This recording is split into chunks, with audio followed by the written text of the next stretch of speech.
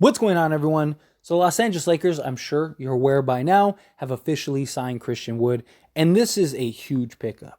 Not only does this add insane depth to the Lakers on a team that already had plenty of depth, but this also gives the Lakers another just go-to guy.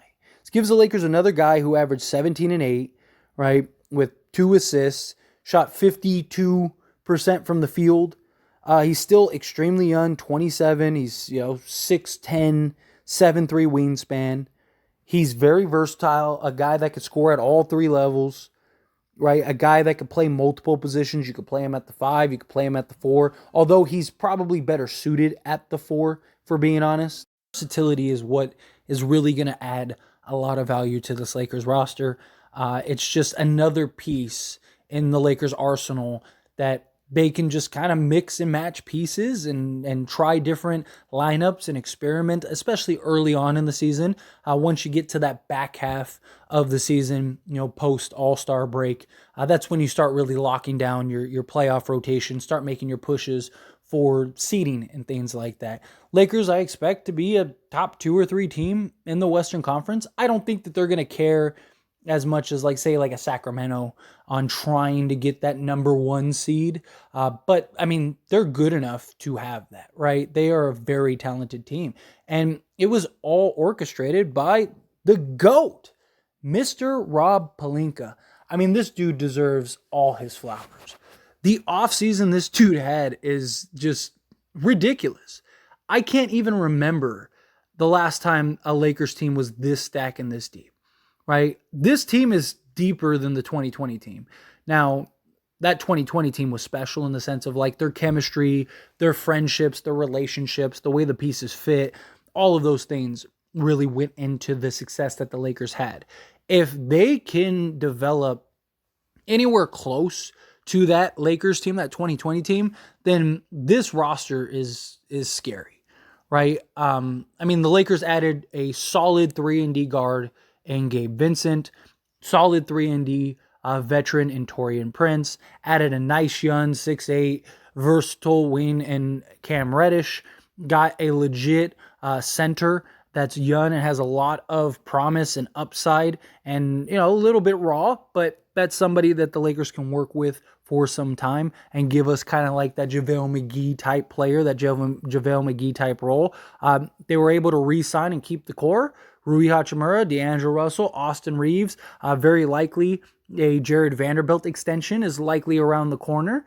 And they were able to re-sign Anthony Davis long-term, so they got him locked up. And then, of course, to go and get Christian Wood. And that's not even counting the draft that they had and getting a guy in Maxwell Lewis who could be a real quality player. I mean, the dude has the tools and intangibles and athleticisms to be a real force. We'll see how he develops over the years. Shafino is a legit 6'6" combo guard that can do multiple things, right? We'll see how he develops. Max Christie, obviously, the Lakers are really high on him and believe he could potentially be the next big thing. Then you got guys like Demoy Hodge, who is KCP reincarnated. You have Colin Castleton, who reminds me a lot of a young Marc Gasol.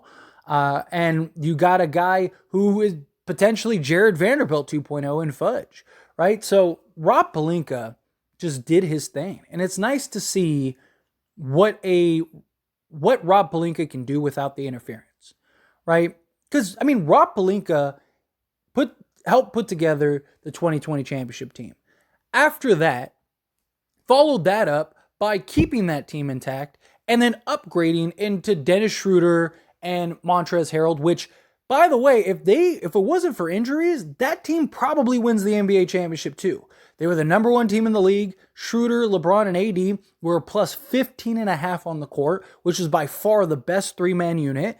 And they looked like a team that was primed and ready to repeat.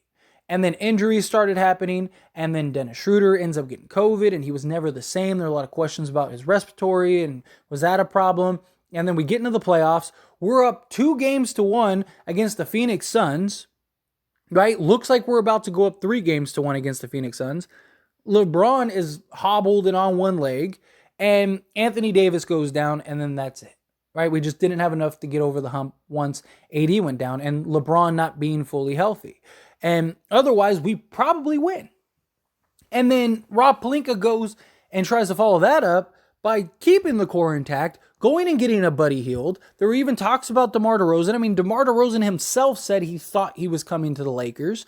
And Rob Pelinka ended up having to trade for Russell Westbrook because LeBron James and Anthony Davis had the meeting with Russ, and they agreed that they'll team up and sacrifice, do whatever they have to go win. And then they went and talked to Mama Jeannie, and Jeannie said, make it happen, Rob. Rob ended up having to tear that team apart and ended up going and getting this disastrous of a season and a half. And as soon as Rob Pelinka got the green light and it was like, okay, you could trade Russ, boom, immediately he goes and gets the pieces that lead to the Western Conference Finals. And even before that, he had a deal locked up for Buddy Hield and Miles Turner. Right? And the only reason that didn't happen was because Jeannie Buss said no, like she vetoed that deal. Otherwise, we would have had Buddy Hield and Miles Turner on this team. Right? Like, so Rob Pelinka has shown time and time again that when he's given the opportunity, this dude can turn water into wine. I mean, this roster is ridiculous. Ridiculous. So much so, it's going to be very interesting. Like, Darvin Ham is definitely going to have his work cut out for him. Right? Because he's going to have to figure out how to get all these guys minutes. He's going to have to get everyone to buy in and stay focused and, you know, and deal with guys getting DMP some nights and, you know, and really try to figure this whole thing out. But this is a roster that there's no excuse now. No excuse. This Lakers team, they're competing for an NBA championship. This is NBA championship or bust.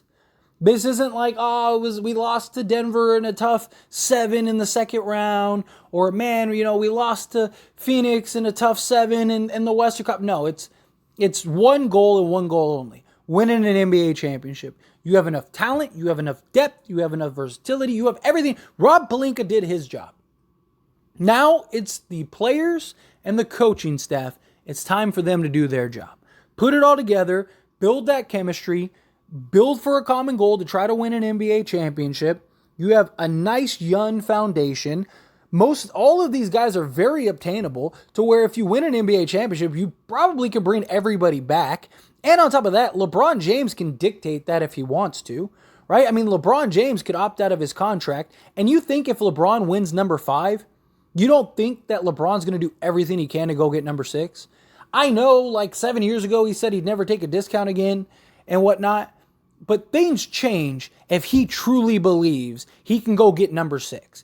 If this team ends up dominating and ends up winning an NBA championship, and LeBron James is like, man, like, I may be able to catch Jordan and as far as rings go, and that just adds to my legacy, you don't think that he would take a discount to make sure Christian Wood and everyone gets paid? He still could take 25, 30 million. I'm not saying he's going to take a vet minimum deal, but could he take 30 million so that way they could go and pay everybody? Absolutely. I could see that happening. You know, some guys would have to agree to discounts and whatnot, right? Maybe you lose a piece or two, but as long as you keep the main guys, right, you're good. You're good, right? And, I mean, look, Christian Wood, if he works out, you could have Christian Wood and Anthony Davis for the next 5 years as your front court. And, again, if it works out, that could be a very formidable front court.